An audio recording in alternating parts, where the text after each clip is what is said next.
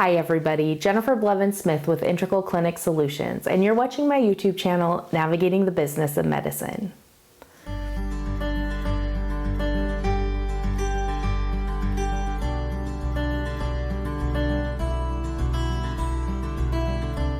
Today I'm going to talk about the ending of the COVID pandemic public health emergency.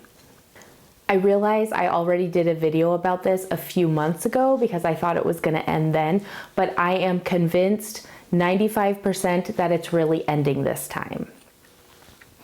I'm not sure if you stay up on this, and hopefully you do, especially if there are some things in your practice that you're kind of, quote, taking advantage of that were implemented during the pandemic public health emergency.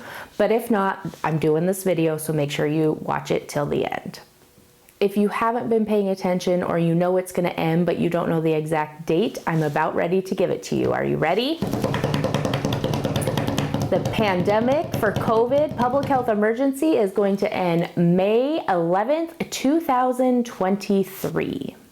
Yes, you heard it right here, May 11th, 2023. That is when they are anticipating the public health emergency for the COVID pandemic to be over. It's been over 3 years since it was put into place, and now that the government and all of the associated agencies feel that it is not as much of a threat as it had been, they are definitely making sure that they're letting everybody know that it's ending May 11th. Some things that you need to be aware of that could be changing is how payers are reimbursing for COVID-related visits and treatments, and also telehealth visits. Before the pandemic, telehealth visits weren't used as much because there was some pretty strict guidelines you had to follow per CMS, HHS, to be able to bill for those services. One thing that was really big is telephone calls didn't count. But with the public health emergency and people needing to have access to care and maybe were too fragile to go into a clinic or it was too high of a risk, they said phone calls are covered just like a video conference, video appointment would be, and it would all be reimbursed the same amount as being in person. Because before, telehealth visits were reimbursed usually less because they figure, well, the patient's not there, you're not laying your hands on them, etc., etc., etc.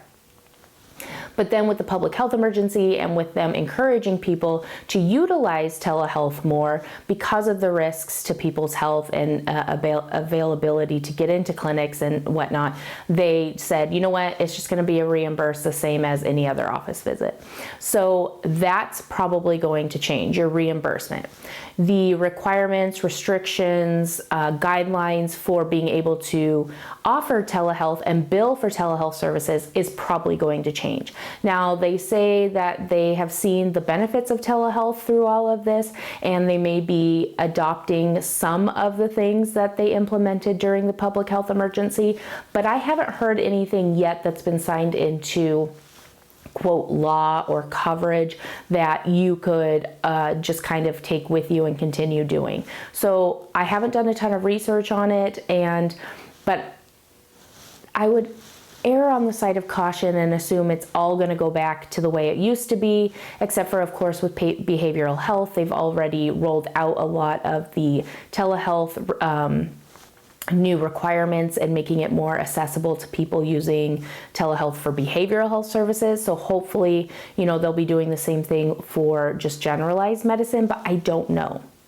You'd want to check with your insurances as well, because if you have major payers, like a large volume of your practice as patients with Medicare, Medicaid, Blue Cross, whatever it is, you want to make sure that you know what to expect after May 11th. I subscribe to a lot of monthly newsletters from insurance companies, like the big payers, Blue Cross, Cigna, Aetna, and they're already in the April newsletter mentioning things that are going to be changing in the middle of May because of this. So that's what's making me think that this is a for sure thing, because you even have the insurance companies now saying, hey, we're going to start going back to the old requirements of prior auths for whatever service, or we're going to be requiring referrals for whatever service. So that is definitely telling me that they're very high suspicion as well that it is going to be ending on May 11th. when it comes to things that are going to be reverting back, if that will affect you because you're in a specialty or you practice medicine that had things change drastically during the public health emergency, you want to make sure that if you need to go back to your old ways or new ways, that you will, and you'll be set, your staff will be trained and educated, your patients will be trained and educated on whatever changes are to come.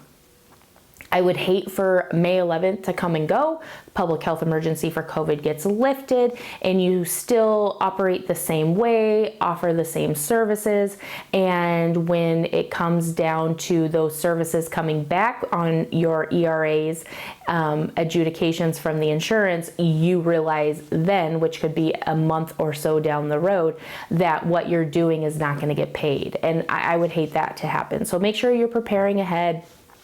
Go to your insurance websites, look up the information there.